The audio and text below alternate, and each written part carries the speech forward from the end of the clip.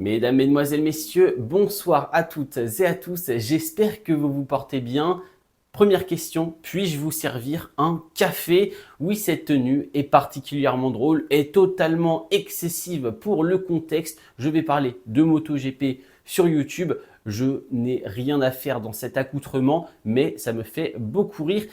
Ce n'est pas le sujet. Aujourd'hui, Mandalika, le BRK, nous allons résumer ce week-end dans cette vidéo. Et à l'arrivée, ce n'est que 12 pilotes. Oui, un strike au premier tour. Après, nous avons eu des chutes petit à petit qui sont venus éliminer les pilotes un par un. Et en plus de ça, eh bien, certains se sont arrêtés sur panne mécanique. Enfin bref, nous allons parler de tout ça et malheureusement, nous commençons une nouvelle fois ici en Indonésie par Honda. Et pourtant, Johann Zarco nous a sorti un week-end magistral. Parlons donc de tout ça. Commençons par Honda. Et voilà, Mandalika, c'est parti, c'est maintenant.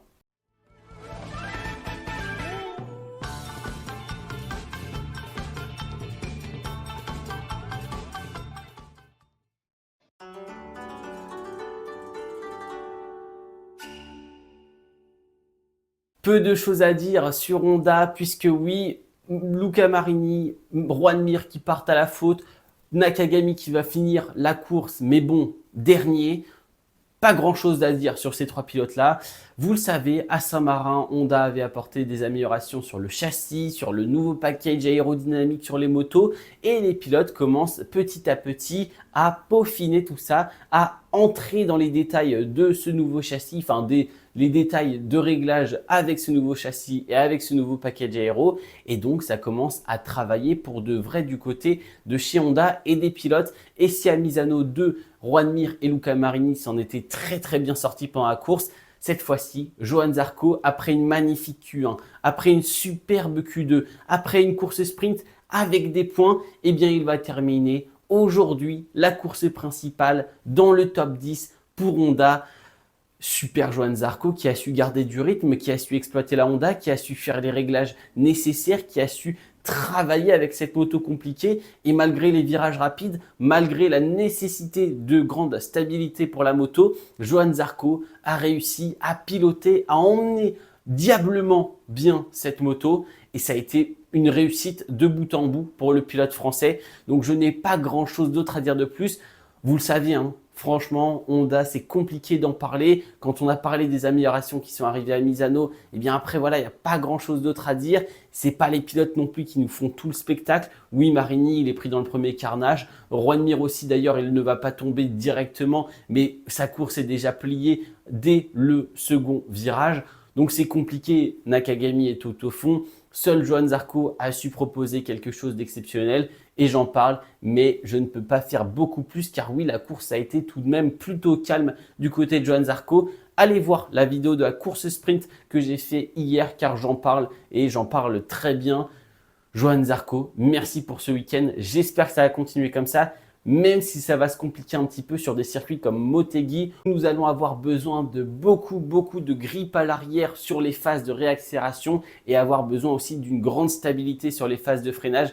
Donc voir si la Honda arrive à proposer quelque chose de potable pour les pilotes, mais ça me paraît compliqué. Mais bon, on prend, c'est du positif. Pour les équipes, ça fait du positif. Pour les pilotes, c'est des bons résultats, c'est des bons points engrangés. Bravo, Johann Zarco, au top.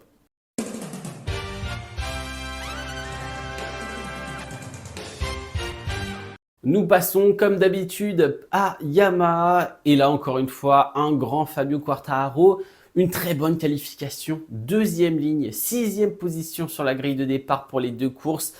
Fabio Quartararo exemplaire. Alors malheureusement la grande difficulté pour lui, c'est comme pour Honda en fait, j'ai envie de vous dire, parfois c'est Juan Mir, parfois c'est Zarco, parfois c'est Marini.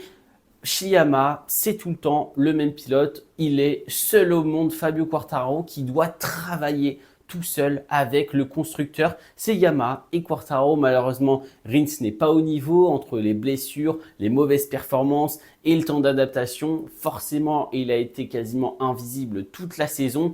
Mais là, Fabio Quartararo, avec ce step back en arrière au niveau du moteur, car oui, ils ont repris en fait une configuration ancienne du moteur pour avoir certes moins de puissance, moins de Vmax, moins d'accélération, moins de couple de puissance en sortie de virage tout simplement, mais pour retrouver du coup le vrai point fort de cette Yamaha que nous connaissions ces dernières années, c'est-à-dire son châssis, son habileté, sa maniabilité, sa stabilité en courbe. C'était ça le point fort de la Yamaha.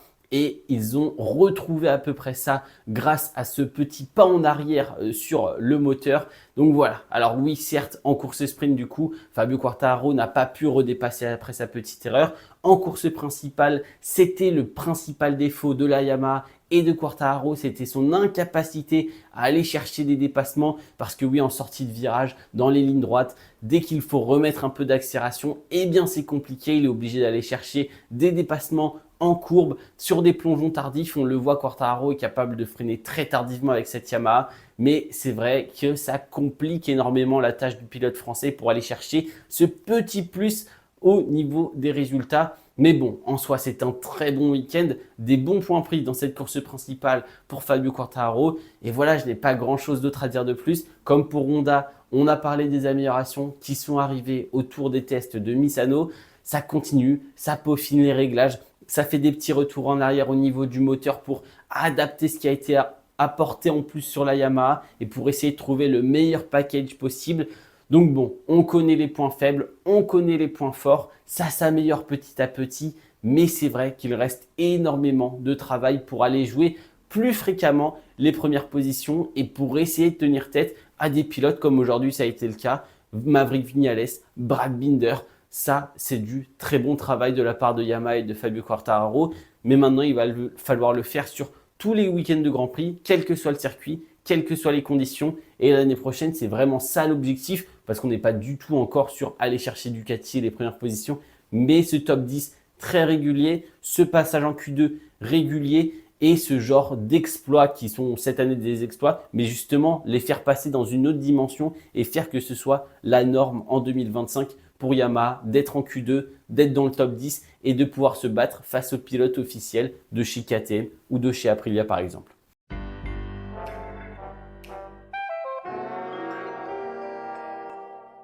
Quand on parle du loup, Aprilia, c'est un week-end difficile qui commence très mal et je suis le premier à être dégoûté. C'est une nouvelle blessure, ce sont des nouvelles fractures pour Miguel Oliveira. Voilà, bon, on ne sait pas quand il reviendra. Fracture dès le vendredi après un high side. Ça fait très mal. Problème électronique, en fait, c'est venu tout couper. Ça s'est tout mélangé dans la moto. Problème électronique, bam, la moto qui part. Plus de traction control. Oliveira qui s'envole.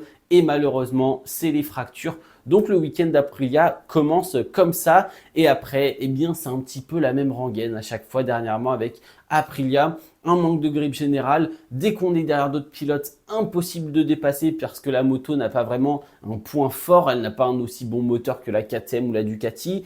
En stabilité, oui, elle est très bonne dans les courbes rapides, mais encore, on sent qu'ils ont perdu un petit quelque chose. Et surtout, dernièrement, elle n'arrive pas à travailler. Quand je dis elle, c'est toute l'équipe et la moto en général n'arrive pas à travailler avec les pneumatiques Michelin, quel que soit le composé, quelle que soit l'adhérence sur le circuit, parce qu'on était sur une piste glissante. Aujourd'hui, à Mandalika, eh bien, c'était difficile pour Aprilia de trouver du grip, de la vitesse. Et seul Maverick Viñales qui va terminer sur une bonne 6e place.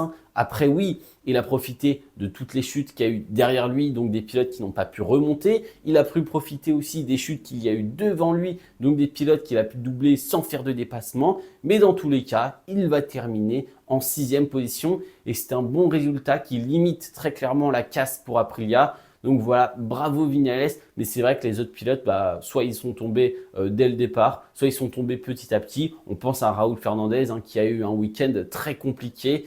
Donc voilà, Aprilia, pas grand-chose d'autre à dire. Pas d'évolution forcément sur les motos depuis Misano ou depuis quoi que ce soit. La moto, c'est en grande difficulté. Tout le monde est en grande difficulté. Les ingénieurs travaillent pour comprendre. Les pilotes font des retours, mais personne ne les comprend. Voilà, là, va falloir communiquer, va falloir rechercher point par point ce qui ne va pas, ce qui va bien. Mais c'est vrai qu'on est très loin de Aprilia de début de saison avec par exemple Maverick Viñales au Texas qui avait juste roulé sur tout le monde. Passons à KTM qui là pour le coup tape un grand coup sur un grand coup de massue grâce à Pedro Acosta. Mais voilà, donc Aprilia, pas grand-chose d'autre à dire encore une fois. C'est vrai que j'ai des difficultés à parler d'eux parce qu'ils sont en grande difficulté, comme moi quand je dois parler d'eux tout simplement. Voilà, voilà, ça donne à peu près ça. C'est du vide, c'est du moyen, c'est du rien. Donc on passe à KTM parce que là, il y a un peu plus de matière.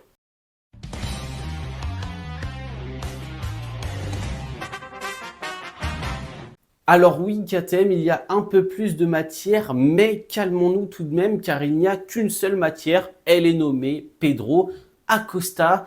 Car oui, les autres, bon, Fernandez, Miller, à chaque fois je fais une petite parenthèse, mais il faut le dire, c'est quand même un carnage et c'est un scandale d'avoir deux pilotes qui sont aussi loin en termes de performance, ils sont juste nulle part.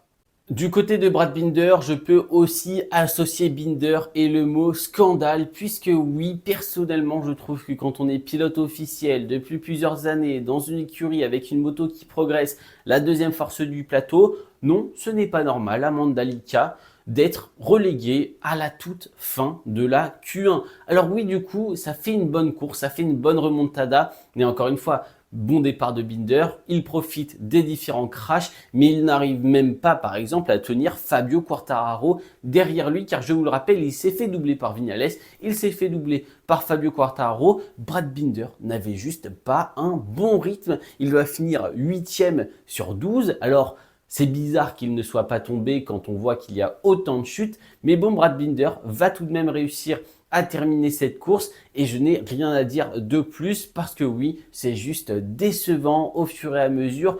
Oui, on peut aller lui chercher des excuses parce que oui, il y a eu des problèmes sur la KTM, les setups, les pneus. Oui, la moto n'était pas facile, mais en attendant, à côté, on a le maître Pedro Acosta qui est en train de prendre le leadership naturel de cette écurie. Et l'année prochaine, je pense que ça peut tirer Brad Binder vers le haut en voyant un Pedro Acosta plus régulier que lui, plus fort que lui sur certains points. Donc je pense que ça peut faire de bonnes choses, mais c'est vrai que cette année, je suis très déçu de la performance générale de Brad Binder. Il manque très clairement cette victoire qu'on attend de Brad Binder chaque année. Et encore une victoire, c'est peu demandé. Une victoire en course sprint, une victoire en course principale, c'est ce qu'on attend au minimum de la tête d'affiche, du fer de lance de la marque autrichienne. Parlons maintenant de Pedro Acosta, qui lui est passé pas loin de sa première victoire. Alors Martin était difficile à aller chercher, il n'avait pas le rythme, mais on a vu quand même une petite pression de Pedro Acosta en ce milieu de course pour aller chercher quelques dixièmes sur Martin. C'était vraiment pas mal, un rythme général très bon, un très bon travail le samedi après-midi, le samedi soir et le dimanche matin pour vraiment optimiser la machine avec les retours faits pendant la course sprint où on avait vu des difficultés et un podium manqué. Mais ça, ce n'était pas grave du tout parce qu'on avait une très bonne course sprint, des conditions compliquées en qualification avec une piste, je vous l'ai dit, glissante où dès qu'on sortait un tout petit peu de la trajectoire, c'était quasiment la chute assurée car il y avait de la poussière, du sable, de la saleté, il y avait un peu de tout. En fait, c'était un mélange de saleté hors trajectoire. Il ne fallait absolument pas sortir, l'erreur n'était pas permise et Pedro Acosta a su tirer son épingle du jeu. Franchement, un week-end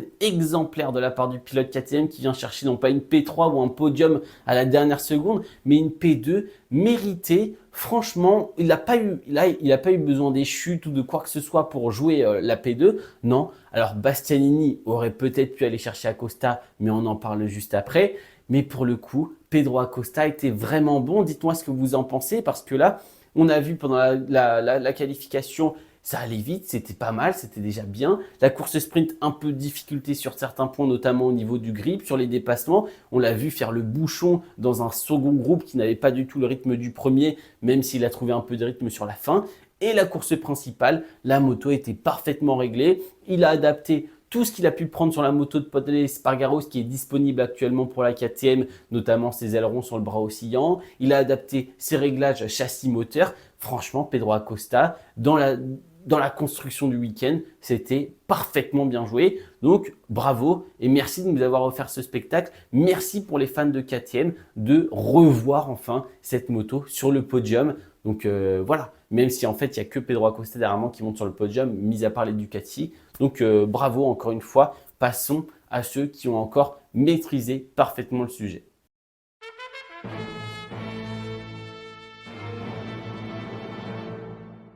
En début de course, je me suis dit qu'on allait tous passer un sale quart d'heure parce que oui, dans le top 8, si je ne dis pas de bêtises, ou dans le top 7, quelque chose comme ça, normalement c'était dans le top 8, il y avait 7 Ducati, voilà, 7 Ducati présentes dans le top 8 et je me suis dit, là, ça va être une course compliquée, ça va être une course longue à regarder et finalement, ils nous ont proposé un beau spectacle. Belle bataille d'Ijan Antonio Marquez au début de la course. D'Ijan Antonio qui part à la faute avec son choix de double pneu soft. Ça a été très compliqué à tenir. Il était en bataille, il était assez énervé. Ça fait chauffer les pneus très rapidement. Et forcément, petite erreur, il part à la faute.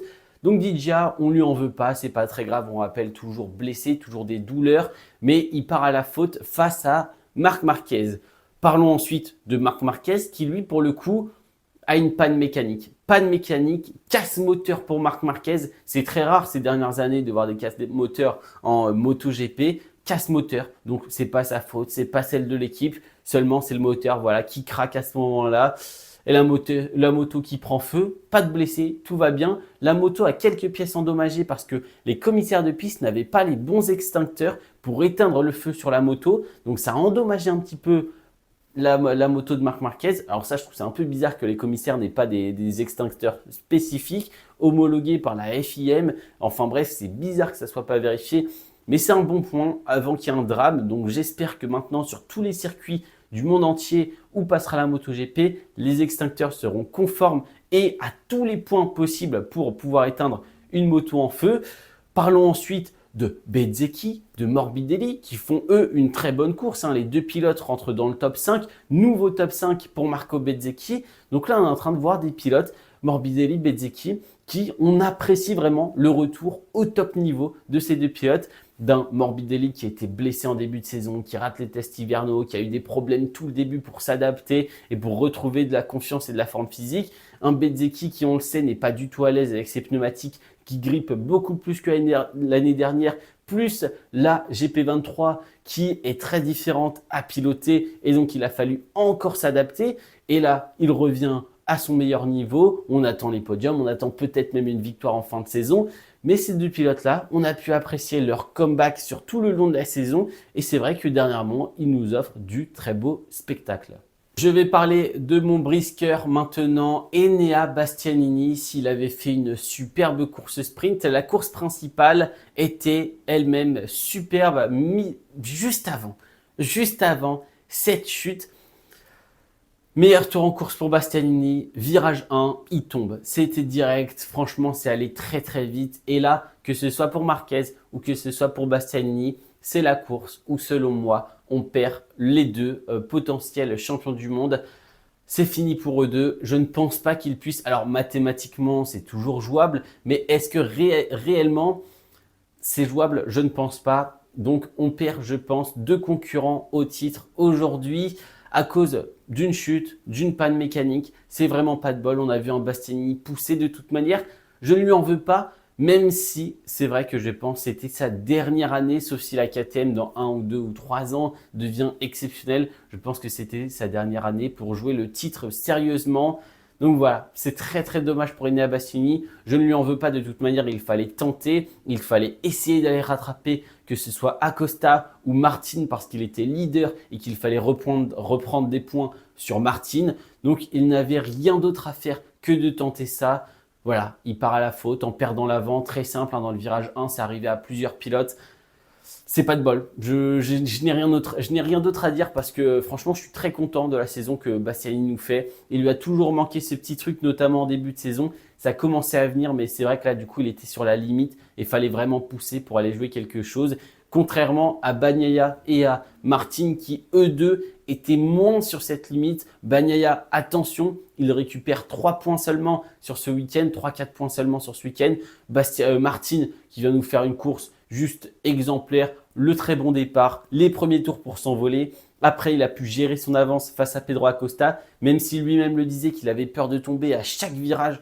Au final, il a parfaitement maîtrisé avec de très bons tours chrono, une très bonne régularité, sans se faire peur, sans faire d'erreur. Et donc voilà, il a très bien appris de ses courses passées. Et franchement, Martin, parfait, juste parfait. Bagnaia, il a manqué un peu de rythme et je suis un peu dégoûté d'ailleurs sur ce point-là. J'aurais bien aimé commencer la bataille finale Martin Bagnaia dès aujourd'hui à Mandalika. Ça ne s'est pas fait. On va pouvoir attendre les prochaines courses, mais j'espère vraiment qu'on va avoir du vrai duel en piste pour les prochaines courses. Donc voilà, j'espère que ça vous a plu. Passons à la Moto 2, Moto 3, mais je n'ai pas grand-chose d'autre à dire sur ce Grand Prix, en tout cas en MotoGP.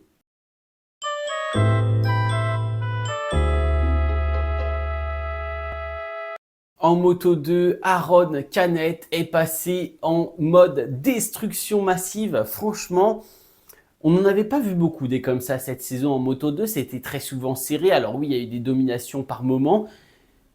Waouh, waouh, Aaron Canet, quel rythme, quelle vitesse, aucune erreur, mais même pas une sensation de potentiellement une chute ou de potentiellement Ogura ou qui que ce soit qui le rattrape. Donc ça, très très bon Aaron Canet. Voilà, il faut le dire, deuxième victoire en Moto 2 pour Aaron Canet.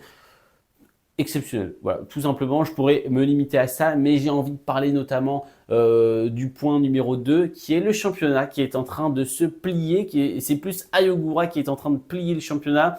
On le sait, Sergio Garcia a eu des problèmes de santé, a eu des problèmes physiques. Dernièrement, il a perdu beaucoup de points en championnat. Il est passé second et puis il continue de perdre des points aujourd'hui avec cette chute. Mais ce n'est pas tout, puisque derrière lui, que ce soit Fermin Aldeguer, que ce soit Jack Dixon, Arbolino, Celestino Vecchi, Joe Roberts, plus personne n'est en capacité dernièrement de suivre Ayogura qui est en train de mettre une vraie claque à ce championnat du monde Moto 2. Le futur pilote Trackhouse Racing va sans doute gagner prochainement le grand titre de Moto 2 pour passer en catégorie reine en étant champion, parce que là il est vraiment en train de faire quelque chose de très très fort.